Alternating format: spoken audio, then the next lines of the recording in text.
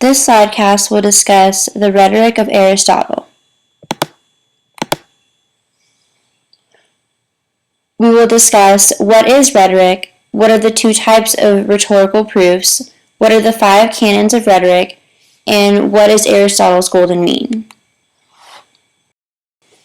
There are 2 types of rhetorical proofs, inartistic proofs and artistic proofs. Inartistic proofs are external evidence that the speaker does not create. Examples of these would include testimonies of witnesses or documents like letters and contracts. Artistic proofs are internal proofs of logical, ethical, or emotional appeals. Artistic proofs are created by the speaker, and you will commonly hear these 3 types as logos, ethos, and pathos. Logical proof derives from the line of argument in the speech. There are 2 forms of logos. The enthymeme is an incomplete version of a formal deductive syllogism. It is the strongest of the proofs according to Aristotle. It uses deductive logic, and examples of these would be a major or general premise, all people are created equal. Minor or specific premise, I am a person. Conclusion, I am equal to other people. The example is the second type of logical proof. It is arguing by inductive reasoning, and it draws a final conclusion from specific cases. Ethical proof is the way the speaker's character is revealed through the message. Aristotle claimed that plausible argument is not enough, but the speaker should seem credible. There are 3 qualities that build high source credibility: perceived intelligence, virtuous character, and goodwill. Perceived intelligence is judged by the overlap between the speaker's beliefs and ideas. Virtuous character is the speaker's image as a good and honest person. Goodwill is the positive judgment of a speaker's intention toward an audience. Emotional proof is the feeling the speech evokes from the listeners. It helps the speaker craft emotional appeals that inspire reasoned decision-making. There are a series of opposite feelings: anger versus mildness, love or friendship versus hatred, fear versus confidence, indignation versus pity, and admiration versus envy. Anger versus mildness was when people feel angry when thwarted to fulfill a need. If shown the offender is sorry, deserves praise, or has great power, the audience will be calmed. Love versus hatred says a speaker should point out common goals, experiences, attitudes, and desires, and in absence of these positive forces, a common enemy can be used to create solidarity. In fear versus confidence, the speaker should paint a picture of probable tragedy. Confidence can be built up by describing danger as remote.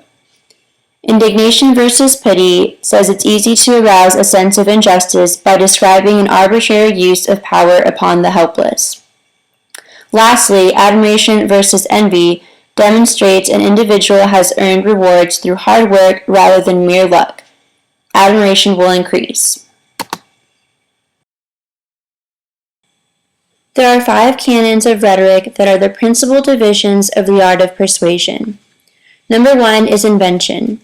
The speaker draws on both specialized knowledge about subject and general lines of common reasoning. Number 2 is arrangement. One should avoid complicated schemes of organization. The introduction should capture attention and establish credibility, and the conclusion should remind listeners what has been said and leave them feeling good about ideas. Number 3 is style. Style focuses on metaphors that help an audience visualize. This energizes listeners and moves them to action. Number 4 is delivery.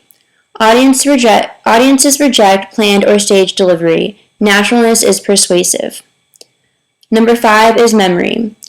It is important to be able to draw upon collection of ideas and phrases in the mind.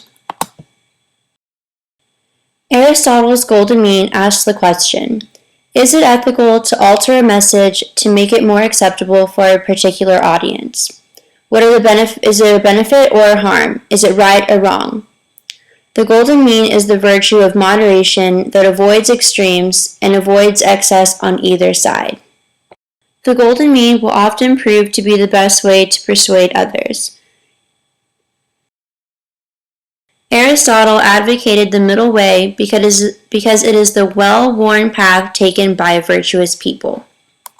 So in conclusion, we learned from this slidecast that rhetoric is all possible means of persuasion.